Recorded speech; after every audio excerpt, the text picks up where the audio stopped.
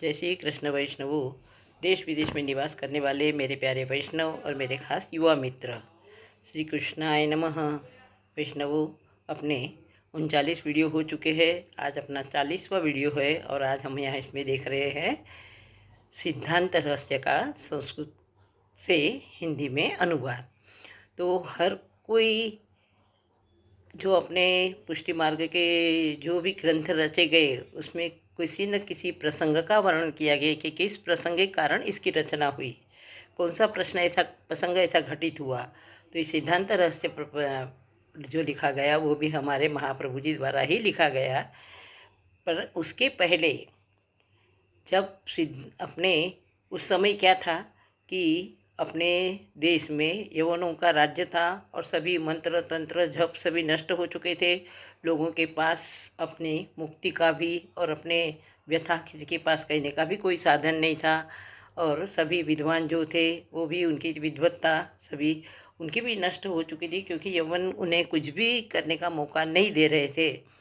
तो ऐसे समय प्रभु के जो खास शिष्य, मतलब जो रास लीला में, प्रभु की रास लीला में हमेशा ही मग्न रहते थे, वैसे अपने महाप्रभु जी, तो उन्हें प्रभु ने आज्ञा की कि महाप्रभु जी वल्लभ, तुम्हें पृथ्वी पर भूतल पर जन्म लेना है।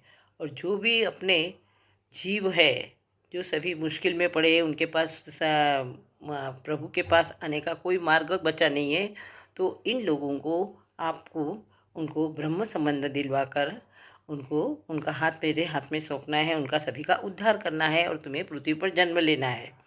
तब अपने महाप्रभु जी का जन्म, इसी प्रसंग के अनुसार अपने महाप्रभु जी का जन्म लक्ष्मण भट्ट जी के यहाँ संवत 1535 में हुआ।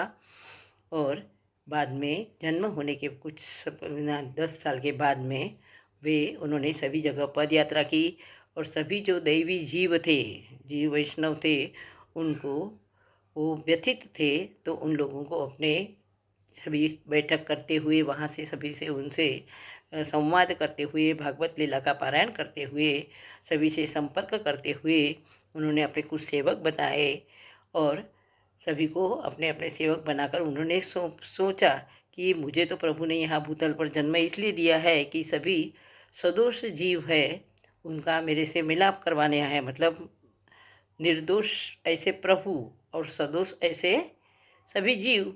तो महाप्रभु जी को लगा कि वो चिंता में पड़ गए कि प्रभु अपने निर्दोष है और ये जीव सभी सदोष दोष से भरे हुए, तो ये दोनों का मिलन कैसे करवाना।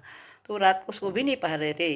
तो एक बार श्रावण सुदी एकादशी के मध्यरात्रि के दिन, जिसको पवित्रा एकादशी के नाम से जानते हैं हम, तो रात में वो ऐसे यमुना नदी के किनारे बैठे हुए थे, मध्य रात्रि सोच रहे थे। और साथ में उनके जो खास सेवक दमला, जिसको दमला के नाम से जानते, दामोदर दास जी हरसानी, वो भी उनके साथ में ही थे। तो ऐसे समय वो सोच रहे थे कि मैं क्या करूँ, अब कैसे सदी उस जीवों को निर्दोष से प्रभु के हाथ में सौंपूँ। तो उनकी चिंता दूर करने के लिए प्रभु ने उनको साक्षात दर्शन दिए, प्रभु का प्रागट्य हुआ और उन्होंने उनसे कहा कि तुम सभी जीवों को, मैं तुम्हें ब्रह्म संबंध मंत्र देता हूँ, वो तुम्हें उनको देना है। और सभी निर्दोष सदोष जीवों का मेरे हाथ में यदि तुम दे दोगे, मुझे मेरे हाथ में उनका हाथ दे दोगे, तो मैं उन्हें कभी भी नहीं छोड़ूंगा। वो भले ही कितना ही दुष्ट रहा, सदोष रहा, दोषों से भरा है, पर फिर भी मैं उन्हें नहीं छोड़ूंगा। तो उसी समय प्रभु का स्वरूप देखकर अपने महाप्रभु जी ने मधुराष्टकम की रचना की, यानी मधुराष्टक की रचना भी उन्हीं के स्वरूप के द्वारा, कि प्रभु का स्वरूप कितना सुंदर है और कितने कितने उनके गुण है, सभी गुणों का वर्णन मधुराष्टकम में है। और बाद में अपने वैष्णवों का हाथ प्रभु के हाथ में देने के लिए सभी ने, कृष्ण ने सबसे पहले अपने वो जो मंत्र था, प्रभु ने जो ब्रह्म संबंध मंत्र दिया, तो सबसे पहले अपने महाप्रभु जी ने सबसे पहले उनका जो उनके जो खास सेवक दामोदर दास जी हरसाणी दमला, उनको दिया। और उनको देने के बाद में उन्होंने, तभी से हमारी पुष्टि मार्ग का प्राकट्य हुआ। संस्थापन दिन उसी दिन से हमारा माना जाता प्राकट्य दिवस। और बाद में उन्होंने सिद्धांत रहस्य नाम का ग्रंथ भी लिखकर, उस ग्रंथ के द्वारा उन्होंने सब दमला जी को समझाया और यही हमारा सिद्धांत रहस्य ग्रंथ है, जिसका हम संस्कृत से हिंदी में अनुवाद करने जा रहे हैं। तो उसी में प्रभु ने क्या क्या उनसे कहा हुआ है, उस सभी का वर्णन हमने इसमें सिद्धांत रहस्य में देखेंगे। तो वैष्णवों, आगे हम देखेंगे सिद्धांत रहस्य का संस्कृत से हिंदी में अनुवाद। तो जैसे ही कृष्ण वैष्णवों,